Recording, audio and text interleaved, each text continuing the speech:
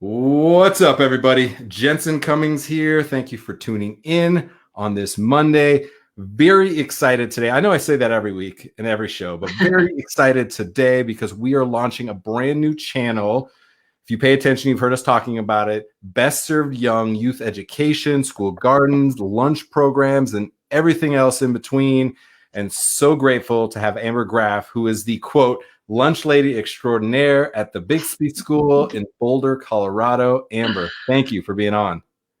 Jensen, thank you so much for having me. This is so exciting. I am so pumped about this conversation because for the last 3 weeks, we've been trying to understand the landscape, the humans involved within school gardens and school lunch programs, something that at different times in my career, I've dove into. I've helped support school gardens, done youth education as a chef, yet it never really sustained. It was always something kind of fun that we did. And then as soon as that school garden leader maybe left, their kid was no longer in the school, it didn't kind of continue on. Now we're focused on creating a platform, an entire channel focused on it. So I will be committed to you. So this is going to be a lot of fun. Amber, start off by telling us a little bit quickly about the Bixby School. What specifically is that school?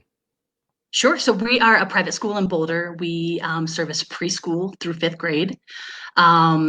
We sort of run our school like a middle school or high school, where there's certain teachers that are designated to certain subjects, and the kids are constantly sort of moving around the building. Yep. It's going to look a little bit different going into this year. We are dedicated to still doing 5 days live in the school. Okay. So we're, as if everybody in the schools, just as in the restaurant and hospitality business, is sort of trying to restructure and figure out how they're going to move forward and what the years are going to look like now. But we have, we're on 3 acres. We have gardens throughout the entire property, which is awesome, indoor, outdoor, that the kids are a part of growing and tending and picking and cooking. I also cook with the 4th and 5th graders as much as I can from the gardens. And I have my own like gigantic herb garden right outside of the kitchen that I can pick from every single day as well. And this is so great to hear, because everything that you're saying, it seems like something that's outside of like the restaurant, the chef world. Yet everything you're saying is like a chef's dream. You have an herb garden, you have indoor and outdoor, you're on 3 acres. Like you cannot imagine a better circumstance of having access to that kind of product, which is exactly what we're going to talk about so much, because my goal is to have chefs and restaurants, which is a lot of our audience, are people working in the hospitality industry specifically, to say, dang, I want some of what they have going on. And that is the impetus for creating the relationship that we're really excited about, because we want to see restaurants and school gardens, school lunch programs intertwined, that they are part of the same exact ecosystem, and layering on farms and farmers markets into that to feed our community at every level is exactly what we want to do. So I'm pumped up to be talking about this, as you can tell. Nice. Let's take people back a little bit with you personally, though. Sure. Give us a little bit of your backstory. Kind of, when did food first become a part of your reality? Yes, let's get into it. Oh, well, food has always been a part of my reality, just like many chefs, but I never really considered doing it as a living, even as a young adult. I always loved cooking. I came from a family that was very lucky, where actually my dad did all the cooking at home, and he would cook a meal and we'd have it on the table, and it was family style, Jeopardy at 6 and then dinner at 6:30. And then, family style, we got to talk about the day. We always had, a meal on the table. And it was that very, sort of how I'm also structuring Bixby, by doing, family style up until this year, which is, again, going to look a little bit different. But no, I was just very lucky to be able to have that sort of upbringing. But when I was a young adult, I was working in the automotive industry. And I think, Jensen, you may have frozen on me, which is either me frozen or you frozen. Well, I'm just going to keep talking until I hear something otherwise. Yeah, he's frozen. It's cool. Okay. You can keep talking to me. Okay. Hi, Sophie. Hi, I'm back. Well, Ooh, yeah, just like talking about my background. Mm-hmm. We're talking about He'll be back. Jeopardy at 6 and dinner at 6:30. That's right, always. And then, yeah, I was working in the automotive industry when I was a young adult, and I disliked it. I didn't like the way that I was treated by. I mean, you're with a person on their very worst day, and so it's a really stressful job. And I remember like literally driving to work one day and thinking, okay, I'm just gonna like drive my car as fast as I can in this tree, because then I can just go to a hospital instead of having to go to work. And that was the day for me that I was like, okay, I have to find a thing that I love to do. I have to find a way to make people happy. And I have to love what I'm doing for the rest of my life. And so I made the decision. I quit my job. I applied for culinary school in Oregon. I moved out there, got my culinary degree, and set off to see whether or not I could make a living doing this. Also kind of knowing that I have teaching in my background. So I knew that I wanted teaching to be a part of my culinary life, but yeah, I made that decision quickly and have never looked back. I'm so glad you made that decision. That's so sad. I'm so sorry, but I'm so glad that you changed and you went to Oregon and you moved into something that you're hopefully a lot happier with. I mean, you sound a lot happier now. So I'm really glad that food was the way to go. Food's the way to go. Food is the way to go. I have never actually done the interview part, so I'm going to we're going to just keep having this conversation. Jensen's internet went down again. Sorry, everyone watching, but this is Amber. Amber works at Bixby School, and she got into culinary. What was it like in Oregon at your culinary school? Because I saw that you had a teaching background, and then so. How did that connection happen? That was the best experience of my life. I went to OCI in Portland and had like incredible instructors. I loved every single day. When I actually got my culinary degree, I was like, oh, I should go get my baking and pastry, and not even because I really want to learn how to bake, just because like I loved being in that environment so much and being surrounded by people who were so passionate about something that they were doing, and just like meeting all the people that were, wanting to do the same things that I wanted to do. I felt like it was a place that I had finally like really, really belonged. I didn't go back and get my pastry and baking. I just have the culinary degree. Not just, but I have my culinary degree. Yeah. But yeah, it was great. It was a wonderful experience. I highly recommend it. Yeah. That's awesome. Yeah, Oregon seems like a super cool, chill place. So, and then Boulder and Portland both are sort of like progressive, like foodie places. So they're like, there's both like such a cool place to be as a chef, and I'm so excited I got to be a part of both of them. Awesome. So we have a audience question. Thank you, Andrew. Yay! Awesome. So what is the Bixby School Garden Program? Why does it exist? And who is involved? Well, it started, I believe, at the very beginning when Bixby became a school, which is we're celebrating our 50th anniversary. Oh, wow. Yeah. It was put together for like a variety of reasons, because we really feel like children should be a part of the process. Like the really cool thing about schools is that we're given this really unique position to provide students with opportunities to learn about and practice healthy nutrition and eating. And part of that is just having a really positive experience with food. And so Bixby sort of starts from, literally from the ground up in that process, in that we're like planting the seeds. It's usually a teacher or two that like really takes it on and really provides for it. It became a little bit more complicated this year because with the lockdown, we didn't have access to the school at the time that we normally start planting the seeds, and that we start going out in the gardens with all the students and planting everything. So when we finally did open back up again, which was June 1, we quickly put our kids to work. We also run a summer program, and a lot of the teachers had been growing things from seed at their own homes, which would have normally been done in the school. But so that by the time we got to school, the teachers Yeah, it's true. I mean, the whole school itself is just like a big, huge team. We're all just, trying to find ways to really support each other, doing whatever we can.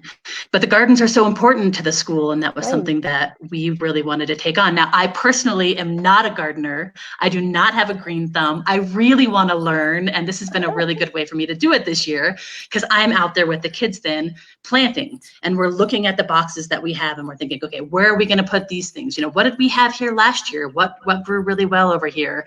Like, okay, last year we had maybe like a bazillion tomatoes too many. Maybe let's like cut the tomatoes here and put in something here instead. Even when we were doing online teaching during the lockdown, I would bring my computer and do my Zoom lessons from like outside of Bixby and like point to the boxes so that the kids could tell me like what we had in different boxes and what they wanted to have growing in there this year.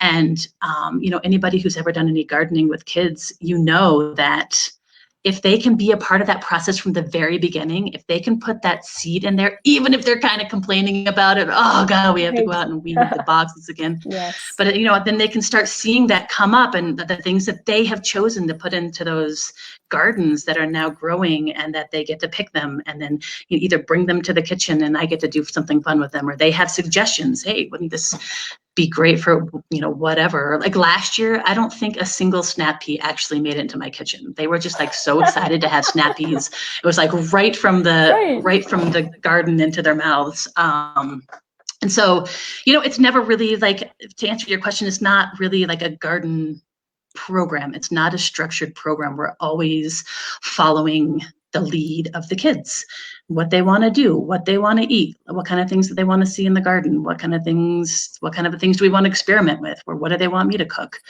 That is so cool. And so, yeah, it's really great. So the garden's a little bit late this year. Okay, yeah. So talk physically, you were talking about raised beds? Are they raised beds, or are they in the ground, or? All of the above. We have mostly raised beds we have an irrigation system to water the majority of them as well. My herb garden that I have that's right in front of the kitchen is just like a right in the ground, gigantic herb garden. That's so cool. But yeah, I think even one year, not this year, I think we were growing like garlic bulbs in like haystacks. That's so cool. I can't remember exactly, but yeah, it's pretty fun. I also do not garden, do not have a green thumb.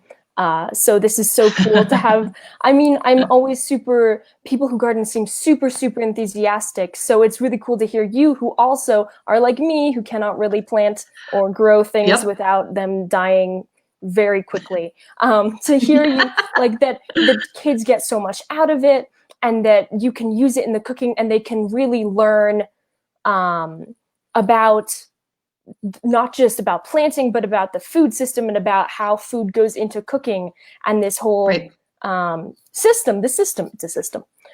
So I have other questions. Okay. Andrew asks, how many crops are you growing, and which ones?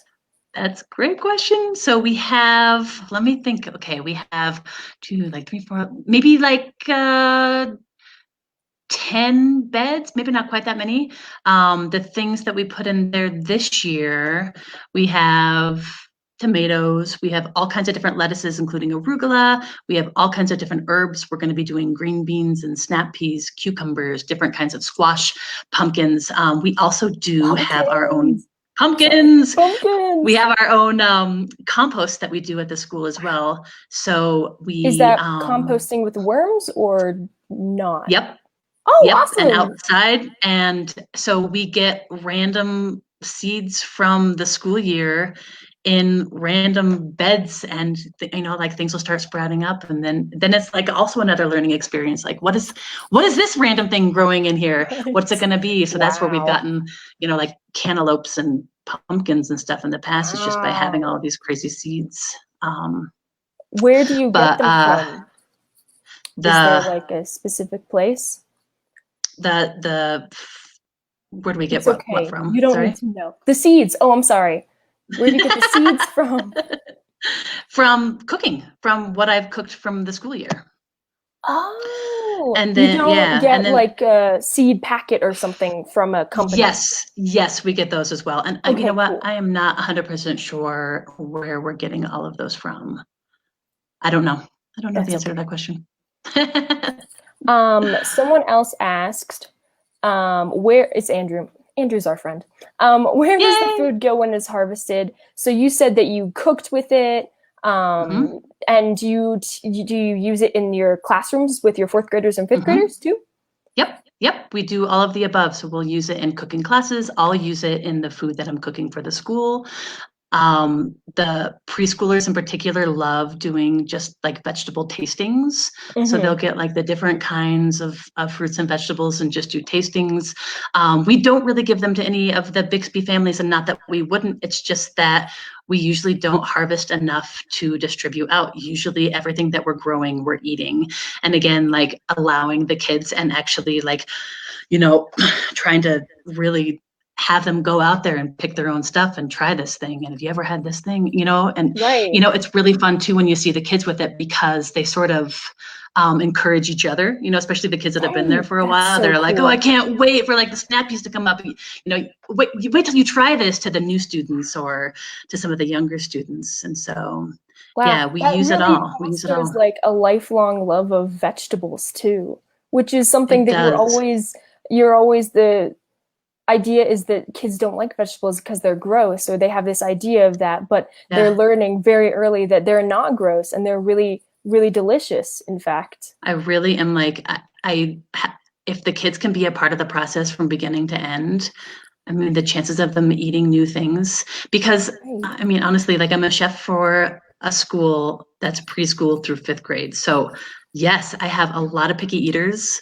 I have a lot of like dietary restrictions and a lot of allergies. And so having to sort of find the things that all kids will really like to eat is a challenge. I'm still learning it every single year. I'm learning it. But if they can be a part of the process, which is also why I love to teach the cooking classes too, because, and same thing, like they lead me a lot of times. Amber, I saw this thing, or like we ate this thing for lunch. Can we learn how to make that? We follow the lead of our students. And so that can be like just really fun to see them excited about something and see them try something new that they haven't had, or that they thought that was icky for so long, and then try it and be like, oh, actually, I kind of like this now, That's amazing. So you have only fourth graders and fifth graders in your classes. That's who I teach the electives to. Yep. But I feed, the preschool through the fifth grade. Okay. So, I mean, I have never heard of anybody teaching kids that young how to cook. Usually, it comes in middle school and high school. So how do you work with that? Is there difficulties like with them using knives or getting close to the stove? There can be. We definitely like have smaller classes. It's definitely a lot of safety and learning at the very beginning. I told you though, I come from a teaching background, and I've taught knife skills to 5-year-olds before. That's really impressive. And so we talk about the knives, and I make sure that they know this is how you hold it and this is how you treat it. And if the knife is in front of you, you're using it to cook food, and if you're not using it to cut your food, then you're not touching it, kind of thing. And we're pretty strict about it with it's just safety matters. But I mean, kids are so excited to be able to hold a knife for the first time, or to be able to like stir a pot on the stove for the first time. It just takes a lot of supervision, just takes a lot of reminders and safety. But this is why I mainly do it for just the fourth and fifth graders, just getting a little bit older. But the preschoolers, they do their own thing in their classroom too. They do cooking. The kindergartners have a cooking class that they do every Thursday with their teacher in there. So like, cooking and food is a huge part of the school. That's so amazing. We have other questions. Yay. So how many students get to participate? I'm pretty sure that's for the gardens, but also my question is for your elective culinary classes. For the gardens, everyone can participate, you know, and like I said, there's different teachers that take on different aspects of the gardening. And so, you know, eventually all the kids make it out there. For the classes themselves, depending on what I'm doing, you know, if it's a class that I know is going to be more like rolling out doughs and that sort of thing, I'll take more kids, but I'll usually cap it at like 8 kids. Okay. Just so that I can keep an eye on everybody. And there's also, are parents and other volunteers involved, or is it mostly school run? It's mostly school run, but there's definitely parents that come in and help. I've had parent volunteers actually in the kitchen with me in my elective classes before. I've had parents in the kitchen helping me prepare meals before. There's always parent volunteers that come into the kindergarten to help with all of that. So yeah, I mean, like we love also when the parents get involved and, you know, the other volunteers as well. And again, I mean, because of how things are going to be looking for the school year coming up, I don't know that that will be a possibility, especially for this first year, but, you know, we'll see. We'll do everything we can. And then Jensen asked, hey, Jensen! He must be on the, just on LTE. How does holding a knife and stirring the pot change their connection and passion with food? Have you seen students just get like super passionate about food at that young age? Oh, wow. Oh, yes. That's amazing. I know. You know, it's I'm just going to go back to that whole thing where it's like when kids can be a part of what they're eating, it just sets that stage for having a healthy relationship with food. So if that means they can be out there planting or picking, or if they're holding a knife, or if they're stirring a pot, you know, it's not just a plate of food that ends up in front of them and they're like, oh, well, what's this? Right. When they have food in front of them that they've been a part of, they can say, oh yeah, if you remember when this was this seed, you know, however many months ago, and now here it is like in front of us, and I helped chop this, and I helped water this, and I helped pick this, and I gave it to Amber in the kitchen when I, you know, just any of those processes that can help them be a part of their own like health and nutrition. That must really change the picky eaters too, because if you saw that broccoli go from a seed to out of the ground, and now you gave it to you, and now you've created this meal with it, they're like, oh, I understand the whole thing, and I know what this is now, and I don't have to be as picky about eating it. Yep, and at least they'll try it. I always call it the no thank you bite. Like, just I don't really want to try that. I've never had that before. That's okay. Just take a no thank you bite, and then you can try it, and then you can say no thank you. That's a really wonderful way to phrase it too. That's amazing. It doesn't always work. It doesn't always work. Okay. So Andrew asked, what is your biggest challenge in maintaining your classroom program and the garden program?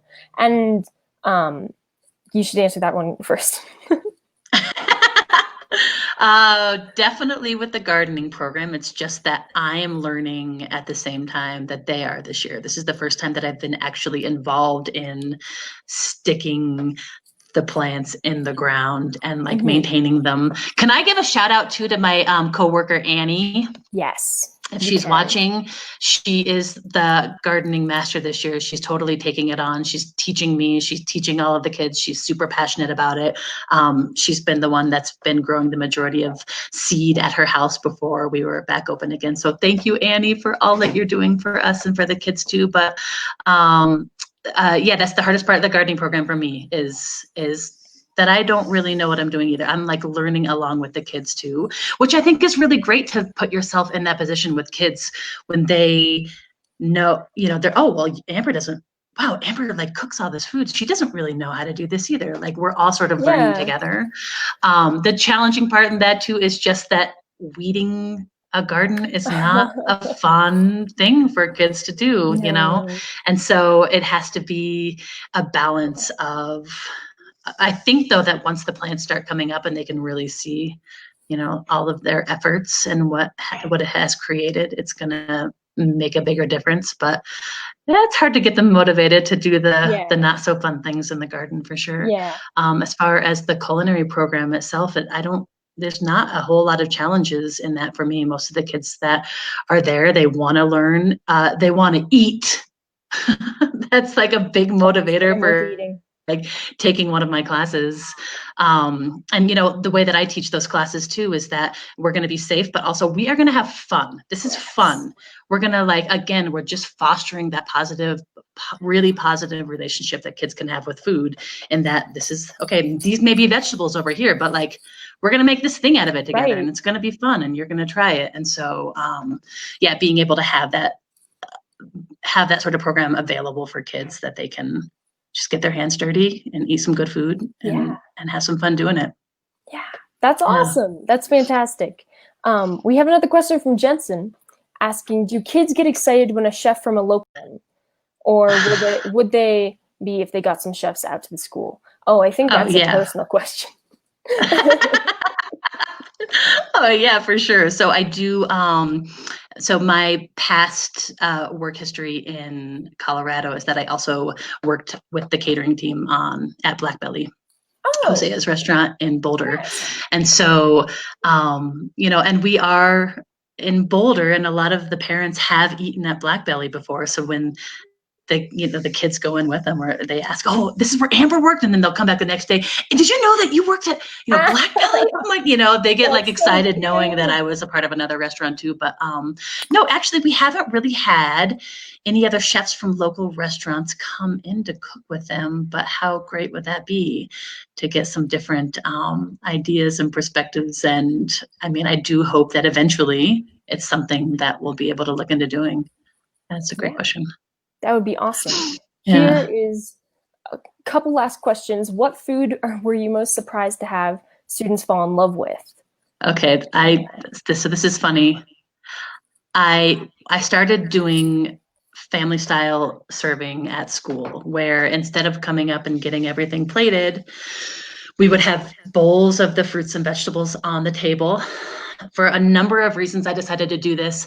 Again, it's not something that we're going to be able to do this upcoming year. We're going to, you know, we'll have to figure out some things. But so I started doing this, and then my broccoli caught on. It's nothing out of the ordinary. It's like roasted broccoli with oil and salt and pepper until it gets a little bit crispy.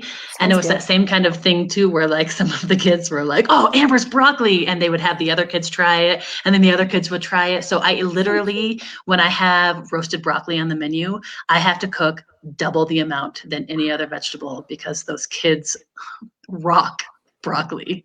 That was very surprising for me to have them like that. And surprising. Yeah, and I'm a parent as well, and I have a 5-year-old girl, and that's what that's her go-to as well. Like, she always wants to have roasted broccoli. You can make amazing broccoli. I mean, you must teach the rest of the parents of the world how to make this amazing broccoli. I get asked a lot how to make the broccoli. The other part of that too is that my least successful dish, I made a yellow curry dish for them with chicken and peppers and onions, and I served it on rice noodles, and it's something that the adults all liked. I also cook for the adults, and the kids just looked at their plates and looked at me like, what are we supposed to do with this?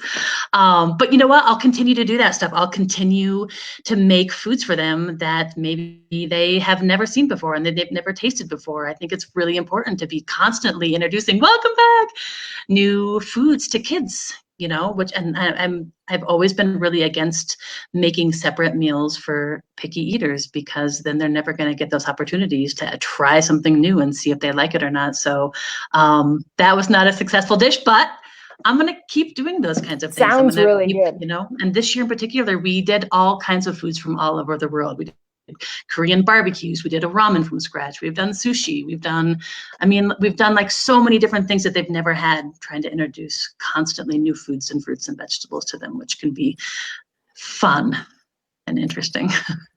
It was so lovely talking to you. Yay! You too, Sophie. Thank you. I was just going to say, Sophie, don't leave. I'll be honest. My internet, I got reconnected about 3 minutes ago, and I didn't want to get back on because I was so proud of Sophie holding it down. Woo! Unbelievable. I had in the back of my head, I was like, all right, we're going to reschedule this and just go. And then I'm messing with the internet here, trying to get it to work. The second time it's crashed today. And I get back on. I was like, I think this is the best episode we've ever done because I'm not on there. So. No. So I That think was this is great, great. though. I think this will go down in history as one of our favorite episodes ever. Nice. And truly the emergence of Sophie Breaker. Watch out, people. So oh yeah. Thank you. I got lost there in the middle. I got to catch some of the end, so I really appreciate that. I especially that you haven't had chefs out. We're changing that. Like I'm gonna text Hosea right now and be like, do it, dude. Let's go. You know the work that so many chefs in Boulder are doing, I think, means a lot to that community. And again, integrating those communities together is going to be so important. So I don't know what we haven't touched on. Any parting thoughts that you have as we wrap this episode? I do want to give a huge shout out, and I don't know if this is somebody that you're planning on talking to eventually, or maybe you already have, to Chef Ann Cooper, who's been sort of the who I've never met, but I've read her books and I follow her on TED Talks, and she's sort of, what do they call her? I think the renegade lunch lady, because she's been sort of the leader in this movement for kids to have healthy relationships with food, and to take away the processed foods in the schools and do scratch cooking, and have staff members that are chefs or that can learn. And man, she is such an inspiration to me. And I watched one of her TED Talks recently where the last thing that she sort of said was, hey, I'm one chef in one school district, and I can't do this alone. And I'm on with you, Chef Ann. Chef Ann Cooper, so of the Chef Ann Foundation. Definitely look that up. We'll get a link in for that. Literally, she emailed me today. We're talking next week. And, what? That's so cool. It's all people connecting people. This show, 95% of the people that are on this show are good people connecting good people. And the more good people we get connected with, the more, I have Jessica Wright with Live Well Colorado and Fernando with Live Well Colorado connected me with a dozen people this morning. And so I have a lot of work to do. I'm going to share this episode with all of them to say, these are the type of conversations we want to have to highlight the work that you all are doing. So it really matters. And we're in as well. So we literally started a new channel to be able to highlight these stories. You get to be the first one. And I think it's exciting because Chef Ann will be on here, and Jessica Wright will be on the show, and anybody and everybody, Josh McGuire from Big Green will be on the show. We're going to hold space for that. And we'll bring in, voices from the local scene here in Colorado, from a national audience as well. I'm thinking about the team from the Montessori school in Chicago where the Trotter Project works. They're doing amazing work. So there's a lot of people across the country that need to be connected, and their stories need to be heard. Their challenges for sure need to be shared so they know that they're not alone. Because sometimes when you're in one school, you can feel like you're on an island. It's very much something that has resonated with me talking with so many people. So this is great. Amber, I am so glad that you and Sophie got to talk and I was around for it. I'm so happy. I'm glad you got to come back at the end. Thanks, Jensen. Yeah. Thank you very much, Amber. You have a great day. Enjoy yourself. I appreciate you being on. Awesome. Such a good show because Sophie, I never rewatched the shows, you guys. It's very funny. I'm always thinking to the next thing, that was an amazing show. It felt really good. Do we get the information out there? Who can I talk to next? Is very much my mentality. I'm absolutely going to watch this one back because I missed a good chunk of it because I'm over here messing with the robots. And I had just texted Sophie, just go ahead and graciously thank everybody. And then she's like, no, I'm still on. I was like, hell yes, I love it. So excited about that. This show, Best Served Young, I want people to pay attention. You're going to see when you see Best Served Young, you're going to know that it's something focused on youth education, school gardens, lunch programs. So look out for this channel, this tag. When you see it, you're going to know what to expect from those channels. We're going to have a lot more conversations going. We're also doing some work behind the scenes right now to connect restaurants with school gardens, school lunch programs, farms, farmers markets, the whole ecosystem. So we'll be sharing some more about that, sharing content around that, hosting conversations, panels, content, anything and everything that we can do to amplify the work that Amber and so many others, Chef Ann, are all doing to support. Shout out to Annie. Ann and Annie are doing. I'm really grateful for this. So appreciate everybody for bearing with us, and Sophie for crushing it. You guys have a great day. Cheers.